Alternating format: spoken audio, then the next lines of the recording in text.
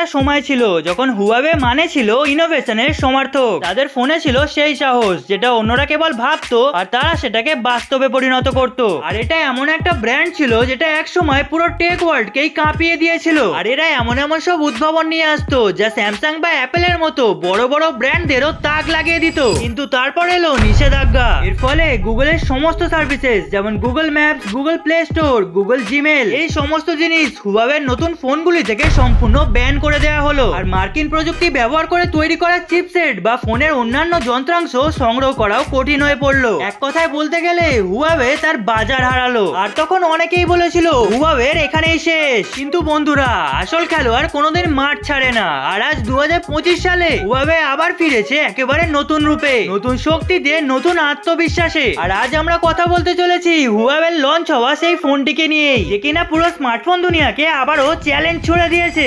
চলো আর দেরি না করে ফোনটির ব্যাপারে ডিটেলসে জানা যাক। তবে তার আগে একটি লাইক অবশ্যই করে দাও আর কমেন্ট করে বলো তুমি ভিডিওটি কোন ফোন থেকে দেখছো, কারণ আমিও দেখতে চাই আমার প্রিয় সাবস্ক্রাইবাররা কোন কোন ফোন থেকে আমার ভিডিও দেখে। যাই হোক, চলো এবার প্রথমেই ফোনটির সৌন্দর্যটা দেখে নেওয়া যাক।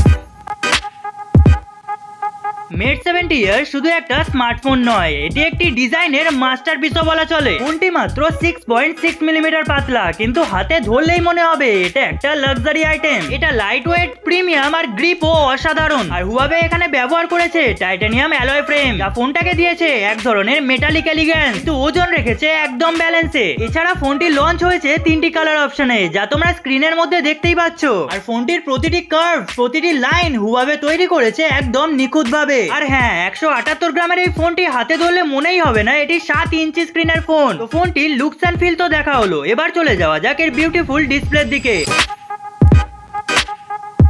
লিক্স অনুযায়ী এই ফোনটায় থাকতে চলেছে 7 ইঞ্চির একটা বড় সাইজের অ্যামোলেড ডিসপ্লে। আর এতে 2K রেজলিউশনের সাথে 300 হার্টজের টাচ স্যাম্পলিং রেটও থাকবে। মানে রিল স্ক্রোল করা, গেম খেলা বা ভিডিও দেখা সবকিছু হবে একদম মাখনের মতো স্মুথ। হুয়াওয়ে ফোনটিতে ব্যবহার করেছে LTPO 2.0 টেকনোলজি, যা কন্ডিশন অনুযায়ী অটোমেটিক রিফ্রেশ রেট অ্যাডজাস্ট করে। ফলে ব্যাটারি লাইফ আছে আর ইউজার এক্সপিরিয়েন্সও থাকে একদমই ওকে। আর ফোনটির ডিসপ্লেতে রঙের রিচনেস হোক বা কালার কন্ট্রাস্ট, এক কথায় দুটোই চমৎকার বলা চলে। আর এই স্ক্রিন হুয়াওয়েকে আবার প্রমাণ করতে চলেছে তারা এখনো ডিসপ্লে কুইন। এর ডিসপ্লের ব্যাপারে তো সমস্ত লিক্স জানা হলো, এবার চলে যাওয়া যাক এর অভ্যন্তরীণ শক্তির দিকে।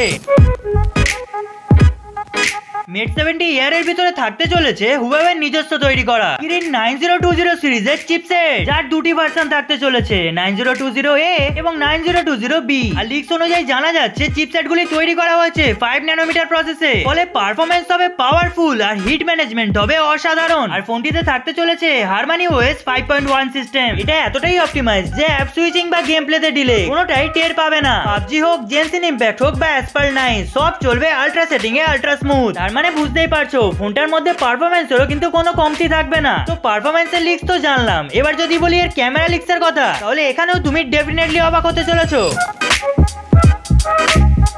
ক্যামেরা মানেই হুয়াওয়ে। আর এবার মেট 70 এ থাকতে চলেছে 50 মেগাপিক্সেলের মেন সেন্সর, যার সাইজ হতে চলেছে 1/1.3 ইঞ্চির থেকেও বেশি। আর এর সাথেই থাকতে চলেছে অপটিক্যাল ইমেজ স্টেবিলাইজেশন বা OIS। ফলে রাতের ছবিতেও থাকবে নিখুঁত ডিটেইলিং, আলো আর শ্যাডোর মধ্যে পারফেক্ট ব্যালেন্স। সঙ্গে আছে 12 মেগাপিক্সেলের telephoto lens with 3x optical zoom, এতেও কিন্তু অপটিক্যাল ইমেজ স্টেবিলাইজেশন থাকবে। আর রয়েছে 8 মেগাপিক্সেলের আল্ট্রা ওয়াইড সেন্সর আর একেবারে নতুন 1.5 মেগাপিক্সেলের মাল্টি স্পেকট্রাল সেন্সর, যা ছবিতে কালার অ্যাকুরেসি বা স্কিন টোন একেবারে রিয়েলিস্টিক রাখবে। ভিডিওতে 4K রেকর্ডিং, স্মার্ট HDR আর AI বেস স্টেবিলাইজেশন। মানে আপনি যদি একজন কন্টেন্ট ক্রিয়েটর হন তাহলে এই ফোনটাই যথেষ্ট। আর সেলফি ক্যামেরা লিক্স অনুযায়ী মাত্র 13 মেগাপিক্সেলের থাকতে চলেছে, কিন্তু হুয়াওয়ের AI ফেস টিউনিং এতটাই স্মার্ট যে ফিল্টার ছাড়াও আপনার মুখে থাকবে এক ন্যাচারাল গ্লো। তো দেখতে গেলে কিন্তু ক্যামেরা ডিপার্টমেন্টও ফোনটা বেশ ভালোই হতে চলেছে। আর এবার যদি বলি এর পাওয়ার ডিপার্টমেন্ট অর্থাৎ এর ব্যাটারির কথা, তাহলে ফোনটা দেখে তো আপনি ডেফিনেটলি আন্দাজ করতে পারবেন না যে ফোনটির মধ্যে এত বড় ব্যাটারি লাগানো হয়েছে, কারণ ফোনটির মধ্যে দেওয়া হয়েছে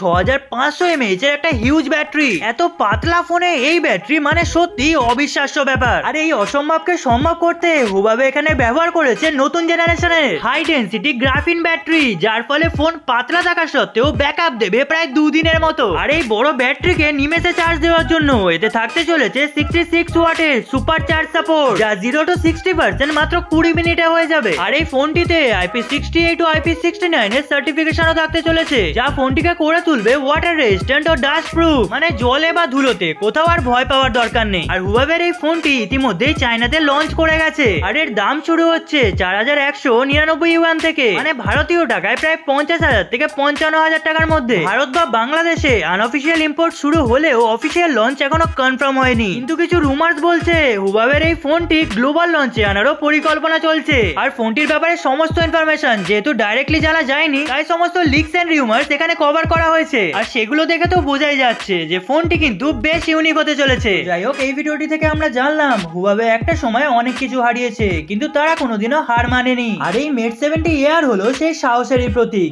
এটা একটা ফোন যা দেখিয়েছে সীমা মানে কিভাবে নতুন করে সংজ্ঞায়িত করা যায়। এটা একটা পেন্সিলের মতো পাতলা কিন্তু খুবই শক্তিশালী, লাইট ওয়েট কিন্তু ব্যাটারির দিক থেকেও মনস্টার, মিনিমাল ডিজাইন কিন্তু সর্বোচ্চ পারফরমেন্স। এই ফোনটা শুধু একটা গ্যাজেট নয়, এটি হুয়াওয়ের একটি ফিনিক্স মোমেন্ট বলা চলে। এটা একটা পুনর্জন্ম যেখান থেকে তারা আবার উঠতে শুরু করেছে। এখন তোমাদের কাছে প্রশ্ন একটাই, হুয়াওয়ে মেট 70 এয়ার কি তোমাদের পরবর্তী স্মার্টফোন হতে পারে? তো তোমাদের কি মতামত কমেন্ট করে অবশ্যই জানাও। আর ভিডিওটি ভালো লাগলে একটি লাইক অবশ্যই করে যাও। তো আজকের এই ভিডিওটি এখানেই শেষ করলাম, দেখা হবে পরবর্তী ইনফরমেটিভ টেক ভিডিওতে।